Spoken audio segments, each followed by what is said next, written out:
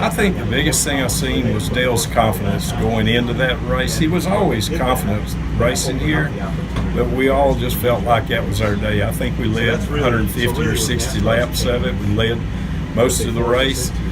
This car, we had worked on it since August or September. Dave Marcus had tested it 3 or 4 times, and as soon as Dale got into it, he knew it was going to really be good when he drove it. So we were excited about coming down here and racing, just like we were every time. We knew we always had a shot, but he was always he was a man that could make up everything for us, and he did that day. Dale was a co-favorite.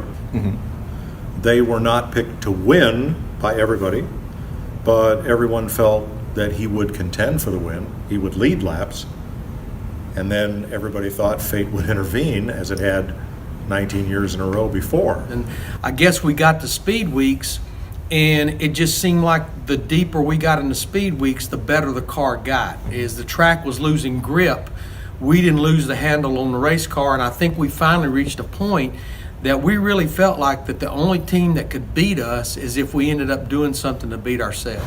He had a fast car. That's probably the best car that he had. It was just his day.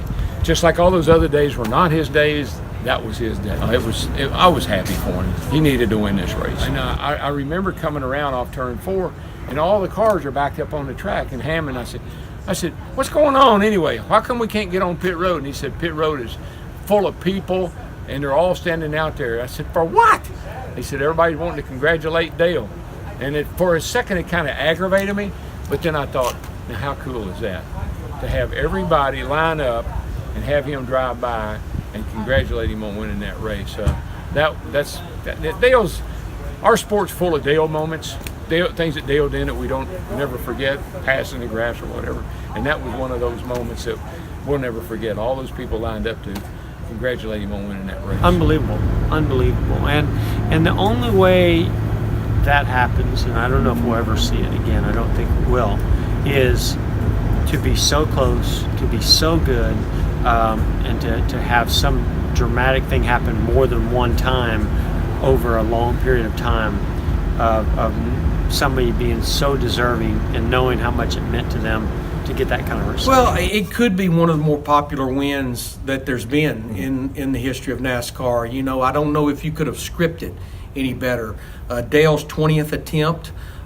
It was the 40th annual Daytona 500, the 50th anniversary of NASCAR, and you know the things just kept stacking up. And I see all these different things. We do them on Race Hub. You know, the most famous Daytona 500, the best Daytona 500, and it never fails that one right there always ranks as number one. And I think now today, 20 years later, we all look back and now we really realize and see the importance of that race. I think, you know, 3 years later, we realize the importance because 3 years later in the 2001 Daytona 500, that's when we lost Dale Earnhardt in that final corner, that final lap. You know, Dale keyed the radio right after taking the flag. You know, we finally did it. Finally did it. It wasn't on his shoulders like a weight or an albatross, but since he'd found just about every way there was to lose it, it was about time he finally won one.